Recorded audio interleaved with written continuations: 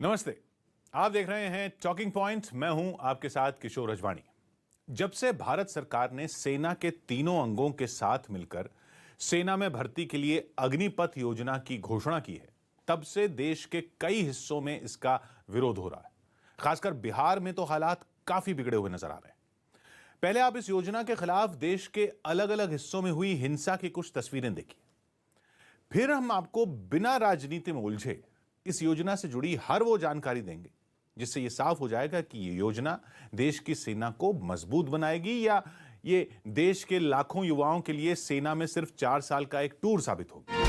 इस हफ्ते भारत सरकार और सेना के तीनों अंगों ने यह घोषणा की कि अब सेना में एंट्री लेवल भर्ती के लिए अग्निपथ योजना शुरू की जाएगी, जिसमें 17.5 साल से लेकर 23 साल तक के युवाओं को सेना में भर्ती होने का मौका मिलेगा। पहले यह उम्र सीमा 17.5 साल से 21 साल थी, लेकिन विरोध को देखते हुए सरकार ने इसे बढ़ाकर 23 साल कर दिया। लेकिन इस योजना के साथ शर्त यह है कि युवाओं को सेना में सिर्फ 4 साल के लिए नौकरी मिलेगी। इनमें 6 महीने ट्रेनिंग के और 3.5 साल सेना की अलग अलग यूनिट्स में काम करने के होंगे। सेना के तीनों अंग यानी थल सेना, वायुसेना, नौसेना, नॉन ऑफिसर स्टाफ की भर्ती अब इस योजना के तहत करेंगे। ऑफिसर नहीं होंगे, नॉन ऑफिसर।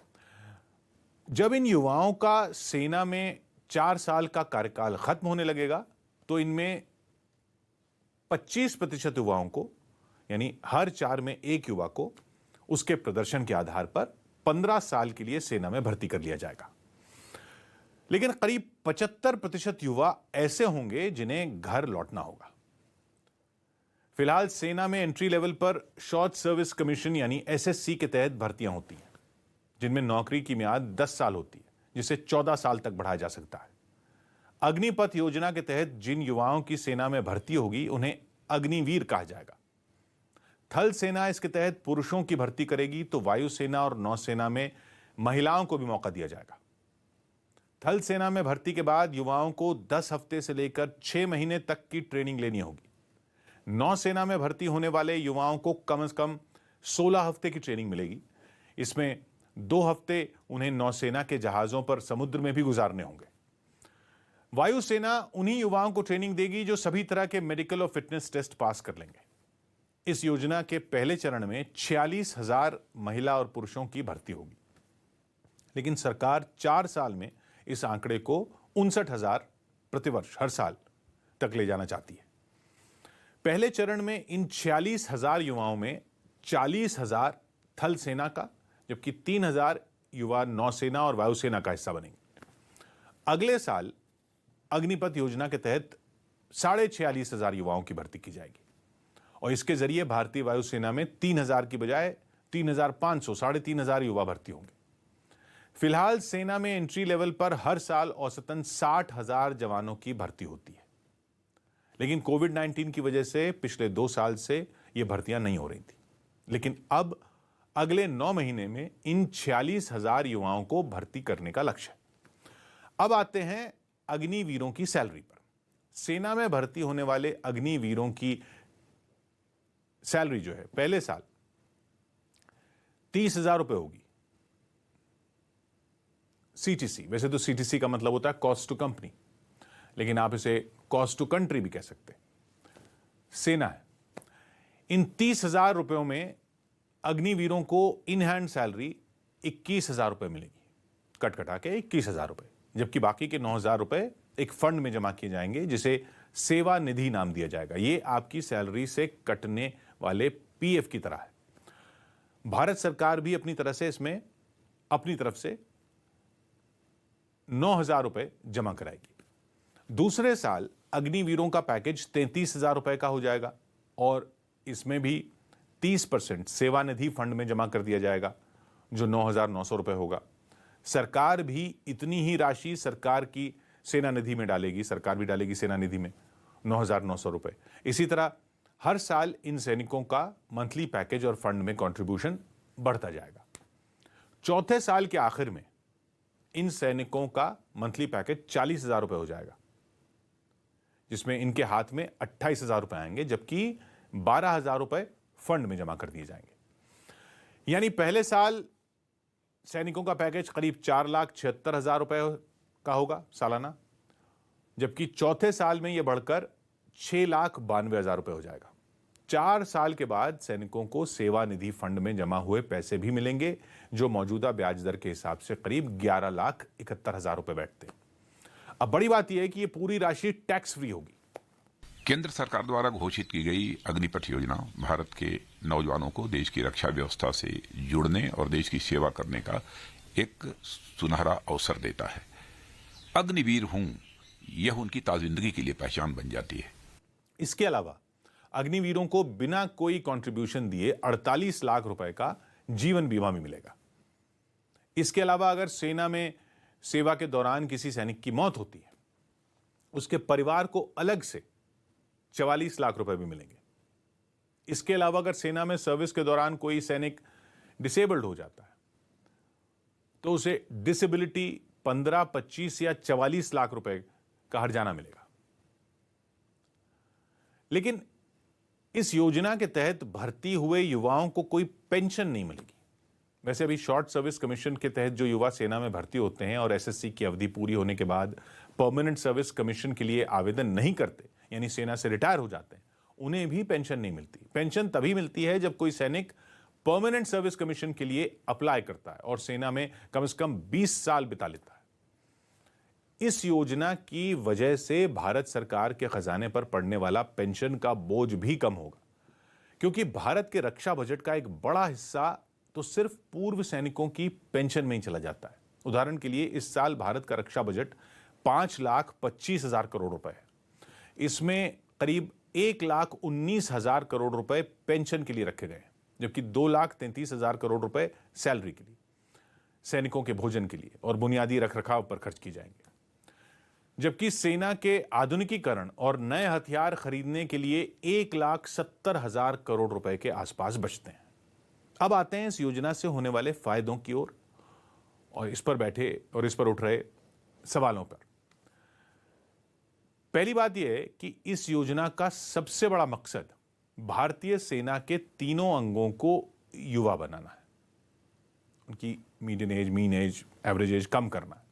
फिलहाल भारत में सैनिकों की औसत उम्र 32 साल है, लेकिन इस योजना के तहत भर्ती होने वाले सैनिक 17.5 साल से 23 साल के बीच होंगे और 21 से 27 साल के बीच रिटायर हो जाएंगे और युवा सैनिकों का नया लॉट आ जाएगा, तो भारतीय सेना की औसत उम्र घटकर 24 से 27 साल के बीच रह जाएगी। 2030 तक भारत की आधी आबादी की औसत उम्र 25 साल या उससे कम होगी और ऐसे में सेना में भी युवा शक्ति के संतुलन को कायम रखना जरूरी है। और बड़ी बात यह है कि कोई भी देश यही चाहता है कि उसके सैनिक युवा हों और नई नई टेक्नोलॉजी के जानकार हों, यानी टेक सेवी हों। इससे दूसरा फायदा यह होगा कि इससे भारतीय सेना में विविधता, डाइवर्सिटी आएगी, क्योंकि ये अग्निवीर भारतीय सेना की अलग अलग यूनिट्स में काम करेंगे, किसी ऐसी यूनिट से नहीं बंधेंगे जिनका संबंध किसी एक क्षेत्र विशेष या जाति से होता है। इस योजना से पेंशन का बोझ भी कम होगा और सेना बचे हुए पैसे का इस्तेमाल मॉडर्नाइजेशन के लिए कर पाएगी। भर्ती किए गए युवाओं में 25% को सेवाएं जारी रखने का मौका मिलेगा। इससे युवाओं में कंपटीशन बढ़े और भारतीय सेना को लंबे समय तक काम करने वाले सर्वश्रेष्ठ सैनिक मिल पाएंगे। इसके अलावा इस योजना से सेना में अनुभवी सैनिकों और युवाओं का एक अच्छा संतुलन स्थापित होगा। विशेषज्ञों का मानना है कि सेना में अनुभवी और युवा सैनिकों का रेशियो 1:1 होना चाहिए, यानी हर एक अनुभवी सैनिक पर एक युवा सैनिक। कम उम्र में सेना से रिटायर होने वाले स्किल्ड युवा भारत की बढ़ती हुई अर्थव्यवस्था का हिस्सा बनेंगे, तो इससे भी देश को फायदा होगा। इनमें ज्यादातर युवाओं की शादी नहीं हुई होगी और बच्चे भी नहीं होंगे, तो उन पर पारिवारिक जिम्मेदारियों का बोझ भी कम होगा। 4 साल बाद रिटायर होने वाले सैनिकों को असम राइफल्स और अर्धसैनिक बलों में प्राथमिकता दी जाएगी। अग्निवीरों के लिए शिक्षा मंत्रालय एक विशेष बैचलर्स डिग्री कोर्स शुरू करने पर भी विचार कर रहा है, जो 3 साल का होगा। यह course Indira Gandhi national open university द्वारा कराया जाएगा और इसकी मान्यता देश के साथ विदेशों में भी होगी। इससे सेना से रिटायर होने वाले युवाओं को अलग अलग क्षेत्रों में करियर शुरू करने के नए अवसर मिल पाएंगे। अग्निपथ के हंगामे पर मैं इतना ही कहूंगा कि लोगों ने जैसे कृषि कानून को कंफ्यूज करके किसानों को लाभ से वंचित करने की कोशिश की, अग्निपथ वो है जिसे नौजवानों को बेहतर रोजगार की व्यवस्था की गई है। इस तरह से शॉर्ट टर्म के लिए युवाओं की भर्ती करने वाला भारत पहला देश नहीं है। रूस में इस समय युद्ध में कई ऐसे सैनिक हिस्सा ले रहे हैं जिन्हें 12 महीने के लिए सेना में भर्ती किया जाता है, 12 महीने के लिए। इसके अलावा इजराइल में पुरुष 30 महीने के लिए, महिलाएं 22 महीने के लिए सेना में भर्ती होती। दक्षिण कोरिया में भी 21 से 25 महीनों के लिए युवाओं को सेना में भर्ती किया जाता है। चीन और अमेरिका में भी युवा 2 साल से 8 साल तक के लिए सेना में भर्ती किए जाते हैं। इस तरह की छोटी छोटी अवधि वाली सैन्य सेवा को टूर ऑफ ड्यूटी भी कहा जाता है। लेकिन कई लोगों के मन में इस योजना को लेकर सवाल भी हैं और हमें लगता है कि इन सवालों का जवाब सरकार को भी समय के साथ देना चाहिए ताकि सारी शंकाएं दूर हो सके, और सरकार दे भी रही है। सेना के अधिकारी भी आकर बता रहे हैं, इस योजना में युवाओं का भरोसा बढ़ाने की कोशिश कर रहे हैं। सवाल उठाने वालों की सबसे बड़ी शंका यह है कि रिटायर होने के बाद अगर इन युवाओं को कहीं और नौकरी नहीं मिली तो क्या होगा? कहीं सेना से ट्रेनिंग लिए हुए और हथियार चलाने में माहिर ये युवा नाराजगी जताने के चक्कर में खतरा तो नहीं बन जाएंगे? दूसरी शंका यह है कि जिन युवाओं को पता होगा कि उनकी नौकरी सिर्फ 4 साल के लिए है, वो पूरे दिल से देश की सेवा और देश के लिए प्राण न्यौछावर करने का प्रण कैसे ले पाएंगे? ट्रेनिंग और नौकरी की अवधि छोटी होने की वजह से ये युवा पूरी तरह से अनुशासित हो पाएंगे भी या नहीं, इसे लेकर भी सवाल है। इसके अलावा इससे सेना में 2 वर्ग स्थापित हो जाएंगे, एक उनका जो स्थायी सैनिक होंगे, एक उनका जो अस्थायी सैनिक होंगे। इससे असंतोष की भावना जन्म ले सकती है, यह शंका है। सेना में जब लोग लंबे समय तक काम करते हैं तो उनके अंदर टीम स्पिरिट पैदा होती है, उनके संबंध एक दूसरे से प्रगाढ़ होते हैं। लेकिन इस योजना के तहत जब सिर्फ 25% सैनिकों को लंबे समय के लिए नौकरी दी जाएगी तो इससे टीम स्पिरिट प्रभावित हो सकती है। लेकिन ये ऐसी शंकाएं नहीं हैं जिनका समाधान संभव नहीं है। जरूरत सिर्फ युवाओं और सरकार के बीच बेहतर संवाद स्थापित करने की है।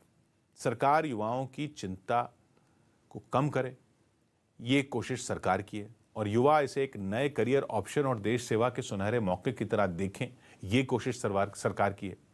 इस विवाद का हल तभी निकलेगा जब ये कोशिश कामयाब होगी। और सबसे बड़ी बात यह कि अब दुनिया भर की सेनाएं मैन पावर पर ही आश्रित नहीं रहना चाहती। अब युद्ध बियॉन्ड विजुअल रेंज वाले होते हैं, जिनमें 2 देशों के सैनिकों को आमने सामने एक दूसरे से टकराने की जरूरत कम पड़ती।